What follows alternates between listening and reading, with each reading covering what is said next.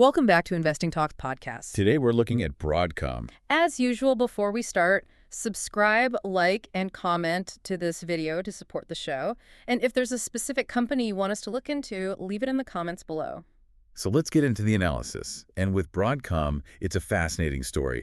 The performance metrics we're seeing, they almost feel out of sync with, the rest of the industry. Right. It feels like this story of just incredible acceleration, but it's also paired with this really strong financial defensiveness. Exactly. It's a strange combination. So that's what we want to unpack today. How is Broadcom managing to grow its consolidated revenue by a massive 24% year over year, while at the same time hitting what look like best-in-class margins? Well, the top-line performance for fiscal year 2025 was undeniably strong. Consolidated revenue hit around $64 billion. That's where you get that healthy 24% growth. But that headline number sort of masks what's really happening under the hood, doesn't it? It absolutely does. The legacy businesses, the traditional networking and storage parts, they're basically funding what looks like a generational AI moonshot. Ah, okay. If you strip out the AI component, the growth rate looks, well, very different. The real engine here is the AI semiconductor revenue. And how much did that grow? It surged somewhere between 65 and 74% in FY 2025 alone. It's now sitting at roughly $20 billion. That shift is the fundamental change we have to focus on. And it's not just a one-off jump. The acceleration is actually expected to speed up. That's the key. Yeah. The guidance for the first quarter of fiscal 26 is it's aggressive. They're expecting AI semiconductor revenue to double year over year to $8.2 billion. That signals, extraordinary confidence that the hyperscalers are not hitting the brakes. Yeah, no kidding. It seems like the market is still struggling to even catch up with that speed. One of the most compelling details I saw was about the analyst estimate. Oh, yeah. The fact that analysts had to raise their fiscal year 2025 earnings per share estimates 8 times. In just 90 days. In just 90 days, exactly. And that wasn't just like the highest revision frequency in the entire S&P 500 semiconductor sector. It signals that the initial models fundamentally misunderstood the velocity of a band. Right. The street just consistently missed on the upside. By a lot. And when that happens, it usually indicates some kind of structural, unexpected strength that's still filtering through the whole system. That kind of top-line growth is obviously huge, but let's talk margins. Because, high growth often means high spending, maybe sacrificing some profit. But Broadcom seems to defy that. It really does. Their adjusted EBITDA hit $43 billion for 2025. And that's while maintaining a staggering 67% margin. A 67% EBITDA margin in the hardware space. In the hardware-intensive semiconductor space, it's not just impressive, it's a structural competitive advantage. It's not a temporary blip. It speaks directly to their pricing power. And that operational efficiency, that translates directly to what really defines their financial health. Free cash flow. I mean, beyond EBITDA, that focus on margin quality is really clear. The operating margin in Q1 of 25 hit 50.9%. I think that's the highest in the company's history. And that cash generation is what provides the ultimate moat.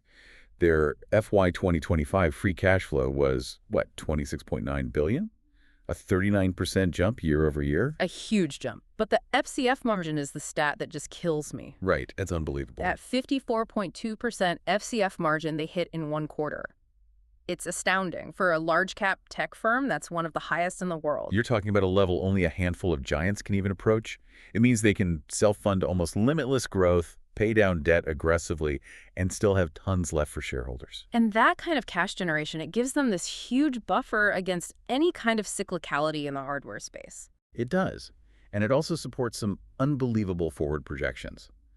Some forecasts are calling for FCF to potentially triple to $94 billion by fiscal year 2029. That kind of compounding just turns the company into its own investment engine.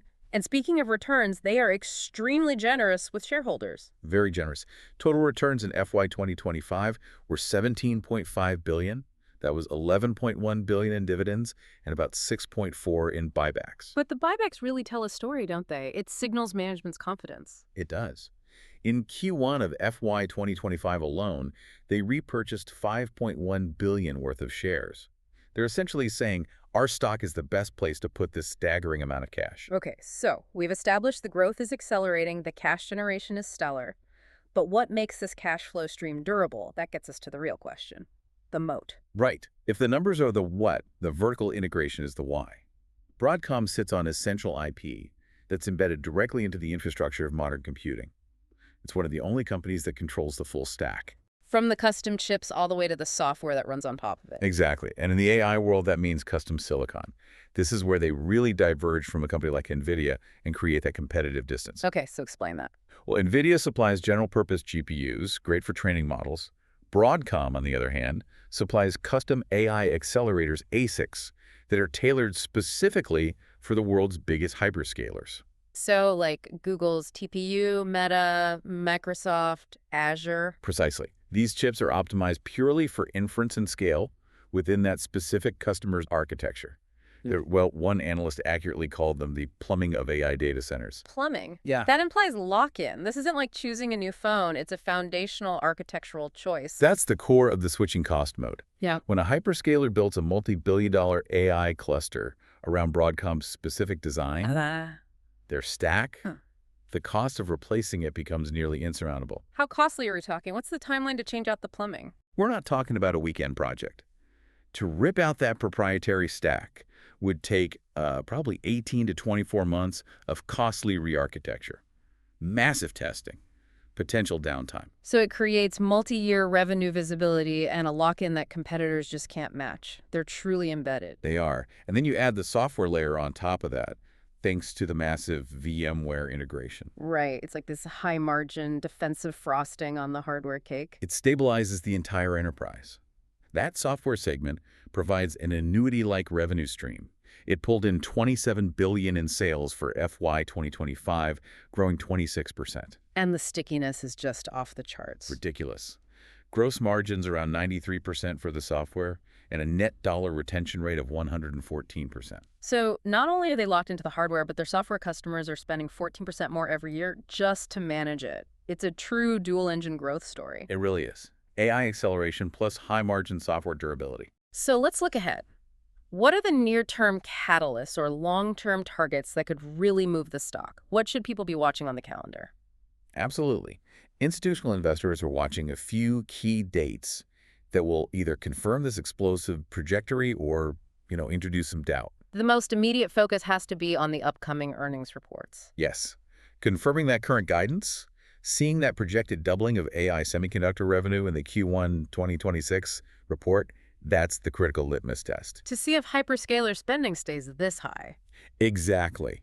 But the truly strategic catalyst, the one that will define their long-term narrative, is Investor Day. That's scheduled for mid-May 2025. This is where they're expected to unveil their AI ASIC roadmap all the way through 2028. That's effectively announcing their lock-in strategy for the rest of the decade, isn't it? That's it. They're telling their biggest customers, we are the standard and we're going to be the standard for the next 5 years. And for the tech folks, there's the OFC conference in June. Right. That's where we should get a demo of their next-gen 1.6 terabit Ethernet switching chip. That kind of product leadership just reinforces their status as the networking standard setter.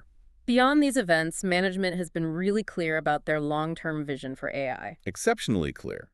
They're explicitly targeting over $120 billion in AI revenue by 2030. Which is a massive ambition, a 6-fold increase in 5 years. It is. And when management sets a target that big, it provides a very clear runway for investors. Yeah.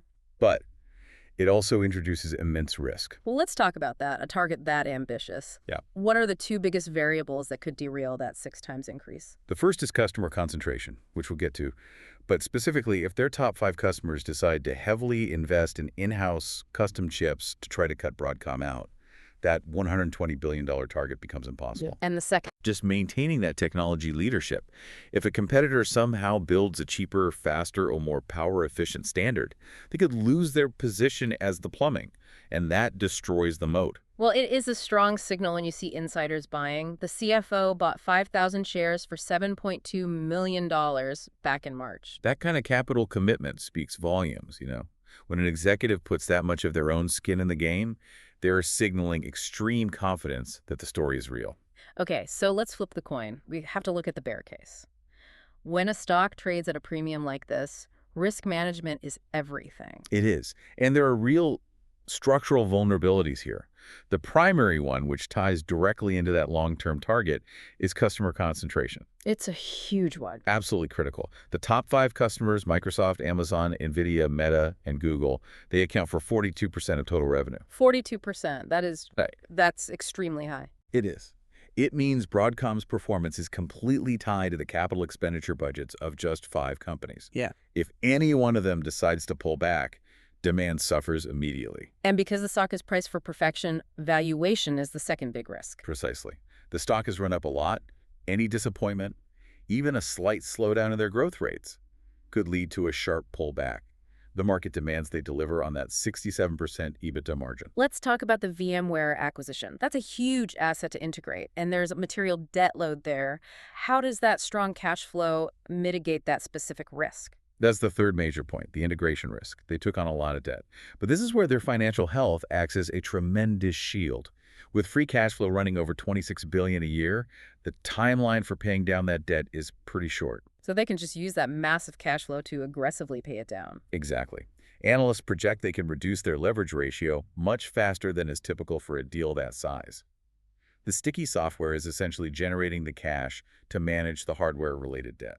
So the big risks are concentration and valuation, but the mitigation, that FCF moat and the non-cyclical software, is just as robust. Right. And we've even seen recent pullbacks, a 16% drop from a peak, which seemed to be driven by a sector-wide rotation away from pure growth at any cost. And that kind of market sentiment actually favors a company like Broadcom, doesn't it? It does. The market is increasingly demanding companies prove the returns with cash flow.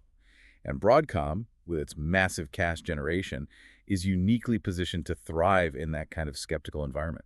So tying this all together, it's a story about a company that seems to have locked itself into the essential high-growth plumbing of the AI data center. Broadcom's structural position as a dual-engine growth story, combining indispensable custom AI semiconductors with high-margin infrastructure software, gives it a strong foundation for continued compounding over the next several years. So the core question for you as a listener isn't whether AI infrastructure will grow, that seems like a given, but whether you see Broadcom as the indispensable cash-generative supplier that no hyperscaler can afford to bypass. It's a great question to consider as you model your next investments. If you want more in-depth analysis like this, make sure you subscribe.